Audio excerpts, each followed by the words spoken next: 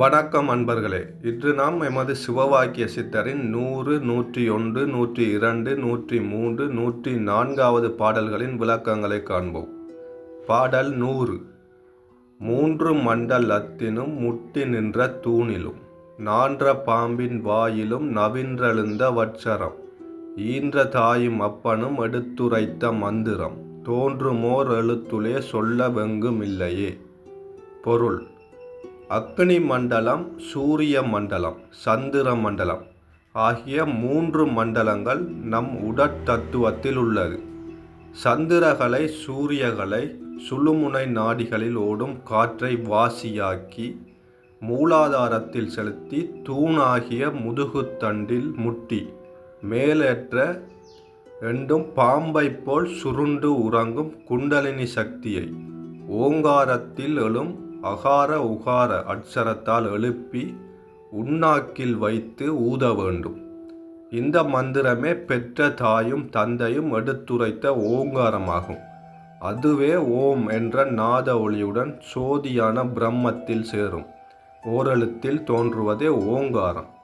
இதனை சொல்லித்தர யாரும் எங்கும் இல்லையே. பாடல் 101. மூன்று மூன்று மூன்றுமே மூவர் தேவர் தேடிடும் மூன்று மஞ்செழுத்துமாய் முழங்கும் மவ்வெழுத்துளே ஈன்ற தாயும் அப்பரும் இயங்குகின்ற நாதமும் தோன்று மண்டலத்திலே சொல்ல வெங்கும் இல்லையே. பொருள்: ஓம் என்ற ஓங்காரத்தில் 9 வகையான, அதாவது சூரியன், சந்திரன், அக்கினி, நட்சத்திரம், ஆகாயம், காற்று, நெருப்பு, தீ, பூமி என அனைத்தும் தோன்றியது. இதனை மூவர்களும் தேவர்களும் தேடினார்கள். அது ஆனா ஊனா மானா, அதாவது அகார உகார மகார என்ற 3 எழுத்தாகவும் நம சிவய 5 எழுத்தாகவும் அனைத்தும் அடங்கிய ஓரெழுத்தாகவும் இருப்பதை உணர்ந்து கொள்ளுங்கள். இந்த ஓங்காரமே நம ஈன்ற தாய் தந்தையாகவும் நாத விந்தாகவும் இயங்கி வருகின்றது. அதுவே 3 மண்டலத்திலும் ஆனா ஊனா மானா என்ற எழுத்தாக இருந்து வருகிறது. இந்த ஓங்கார உட்பொருளையும் ஓரெழுத்து உண்மையையும் சொல்ல எங்கும் யாரும் இல்லையே.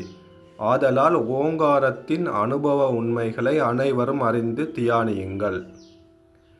பாடல் 102. சோறுகின்ற பூதம் போட் சுணங்கு போட் கிடந்த தீ நாறுகின்ற கும்புயி நவின்றெழுந்த மூடரே சீறுகின்ற வைவரை சினுக்கறுக்க வல்லீரில் 6 கோடி வேணியார் ராறிலொன்று லாவரே.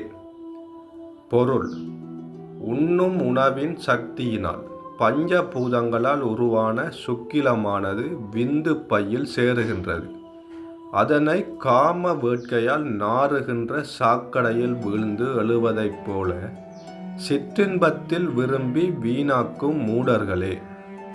காமத்தை தூண்டும் 5 ஐந்தெழுத்தால் அடக்கி வாசி யோகத்தால் அந்நீரை அனலாக மாற்றி மேலேற்றி காம கோபத்தை அறுக்க வல்லவர்களானால் மனிதர்களில் கோடியில் ஒருவராகி 6 ஆதாரங்களையும் கடந்து ஒன்றாக ஒளிரும் சோதியாக ஆவீர்கள் என சிவவாக்கியர் கூறுகிறார். பாடல் 103. வட்டமென்று பொம்முளே மயங்கிவிட்ட திவ்வழி அட்டாக்கரத்துளே அடக்கமும் ஒடுக்கமும் எட்டுமா இயங்கு சக்கரத்துளே எட்டலாமு தித்த தெம்பி ராணை நாண ரிந்த பின். பொருள்: பிரம்மம் உனக்குள்ளேயே வட்டமாக நின்று ஆட்டுவித்து வெளியான ஆகாயத்தில் திகழ்கிறது. ஓம் நம சிவய எனும் 8 அட்சரத்துக்குள்ளேதான் 5 அடக்கமும் தியான ஒடுக்கமும் நிறைந்துள்ளது.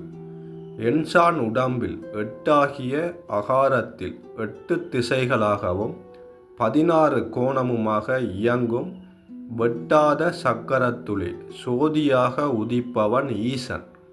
நாம் இதனை நன்கு அறிந்து அந்த இடத்திலேயே ஓம் நம சிவாய என்று ஓதி தியானிப்போம். பாடல் 104.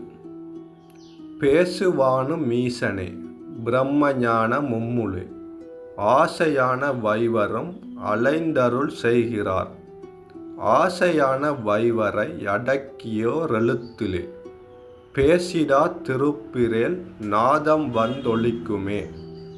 பொருள்: மனச்சாட்சியாக இருந்து பேசுபவன் ஈசன். உனக்குள் பிரம்மத்தை அறிந்து ஞானம் பெற்று தியானம் செய்யுங்கள். ஆசைகள் ஐம்புலன்களால் வெளிப்பட்டு ஞானமடைய தடை செய்து நம்மை அலைக்கழித்து துன்புறுத்துகின்றன. அவ்விச்சையை விட்டு ஐம்புலன்களையும் அடக்கி ஓரெழுத்திலேயே மனதை நிறுத்தி மௌனமாக இருந்து தவம் செய்து வந்தால் உள்ளிருக்கும் ஈசனே குருநாதனாக வந்து பேசுவான். இந்த பாடலில் ஓரெழுத்தாக இருக்கும் அந்த ஓரெழுத்தில் மனதை நிறுத்த வேண்டும் என சிவவாக்கிய சித்தர் கூறுகிறார். அந்த ஓரெழுத்து என்னவென்றால் எமது ஆன்மா. அந்த ஆன்மா எமது புருவ மத்தி. அந்த புருவ மத்தியை கவனித்து கவனித்து தியானம் செய்து செய்து வர வர எமது ஐம்புலன்களும் அடக்கப்பட்டு பரம்பொருளாக வீற்றிருக்கும் ஈசனுடன் ஒன்றாக இணைந்து இன்புற்று வாழ முடியும் என சிவவாக்கிய சித்தர் இந்த பாடலினூடாக கூறுகிறார். இவ்வாறான அடுத்தடுத்த பாடல்களின் விளக்கங்களை நீங்கள் அறிந்து கொள்ள விரும்பினால் எமது ஆத்மீக கதைகள் என்ற இந்த யூடியூப் சேனலை சப்ஸ்கிரைப் செய்து வைத்துக் கொள்ளுங்கள். நாங்கள் போடும் அடுத்தடுத்த பாடல்களின் அற்புதமான விளக்கங்களை அறிந்து ஞானமடைந்து கொள்ளுங்கள். நன்றி, வணக்கம்.